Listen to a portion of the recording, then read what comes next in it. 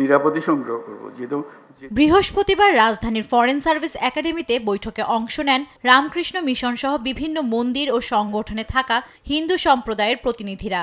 উপস্থিত ছিলেন পার্বত্য চট্টগ্রাম বিষয়ক উপদেষ্টা সুপ্রদীপ চাকমা, ধর্ম উপদেষ্টা আফম খালিদ হাসান, আস-সুন্নাহ ফাউন্ডেশনের চেয়ারম্যান শায়খ আহমদুল্লাহ, বৌদ্ধ কল্যাণ সমিতির সাধারণ সম্পাদক বাইতুল মোকাররমের খতিব, রাষ্ট্রচিন্তক ফরহাদ মজহার ও হেফাজতে ইসলামের 5 সদস্যের প্রতিনিধি দল। বৈঠক শেষে নেতারা বলেন, বাংলাদেশে কারো মধ্যে কোনো বিভেদ নেই। যারা বিভেদ তৈরি করছে তারাই ভারতে বসে অপপ্রচার চালাচ্ছে। ভারতীয় গণমাধ্যম অনেক উস্কানির পরও ধৈর্যের পরিচয় দিয়েছে বাংলাদেশের মানুষ। কারো মধ্যে কোনো বিভেদ নেই, তবে বিভেদটা কোথায়? বিভেদ তো হচ্ছে। বিভেদটা কে করছে? এবং এই যারা করছে তাদেরই লোক ওখানে বসে এই প্রোপাগান্ডাটা ছড়াচ্ছে। এইটাকে পুঁজি করে বাহিরে গিয়ে বাহিরের রাষ্ট্র আমাদের উপরে একটা মানে কি বলে মাছের আদারির মতো হিন্দুদের উপরে একটা চড়াও থিয়া সে একটা বড় কিছু তৈরি করে নিল। এটা আমরা চাই না। ঘটনার পরিপ্রেক্ষিতে আমাদের বাংলাদেশে প্রত্যেকটা মানুষ অনেক ধৈর্যের পরিচয় দিচ্ছে, যে আমাদের একজন অ্যাডভোকেট মারা গেছে। তারপরে ভারতীয় মিডিয়াতে অনেক রকমের, যদিও মেইন স্ট্রিমের মিডিয়াতে না, কিন্তু ছোটোখাটো মিডিয়াতে অনেক উস্কানিমূলক কথা বলা হচ্ছে। কিন্তু আমরা বাংলাদেশের মানুষ, আমরা যে আসলে সম্প্রীতির মানুষ, যে আমরা অনেক ধৈর্যের পরিচয় দিয়েছি। অন্তর্বর্তীকালীন সরকার যাতে রাষ্ট্র পরিচালনা করতে ব্যর্থ হয় সেই ব্যবস্থা করতে চাচ্ছে। এই পরাজিত শক্তির বিরুদ্ধে আমরা সবাই ঐক্যবদ্ধ থাকব, দলমত নির্বিশেষে। আমরা সেই কথাটা সেখানে বলেছি।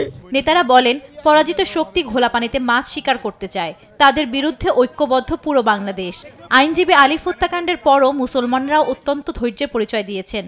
যারা ফাটল দেখাতে চাইছেন তাদের অপপ্রচারে পা দেয়া যাবে না। মুসলিম, খ্রিস্টান, বৌদ্ধ সবাই ভাই ভাই হয়ে আমরা এই মাটিতে আমাদের প্রিয় দেশকে এগিয়ে নিয়ে যেতে চাই। সেই জায়গা থেকে আমাদের মধ্যে কোনো প্রকার ফাটল নেই, আমাদের মধ্যে কোনো বিভেদ নেই।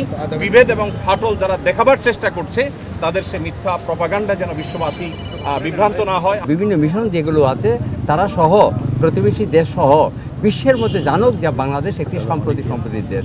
অপপ্রচার চালাচ্ছে, তাদের আমরা প্রতিরোধ করব। আমরা ঐক্যবদ্ধ আছি, সকলে মিলে দেশের বিরুদ্ধে যারাই ষড়যন্ত্র করবে তাদেরকে ঐক্যবদ্ধভাবে কঠিন হস্তে দমন করব ইনশাআল্লাহ। সবার শেষে গণমাধ্যমের সাথে কথা বলেন উপদেষ্টা মাহফুজ আলম। ভারতের অপতথ্য দুই দেশের জন্য হুমকি স্বরূপ জানিয়ে বলেন, ভারতকে আগে জুলাই গণ অভ্যুত্থান এবং আওয়ামী লীগের গণহত্যার স্বীকৃতি দিতে হবে। যেটা হচ্ছে জুলাই গণ অভ্যুত্থানের এবং শেখ হাসিনার নেতৃত্বে যে fascist government, Awami League government যে গণহত্যা চালিয়েছে, এটার স্বীকৃতি আগে ভারতকে দিতে হবে।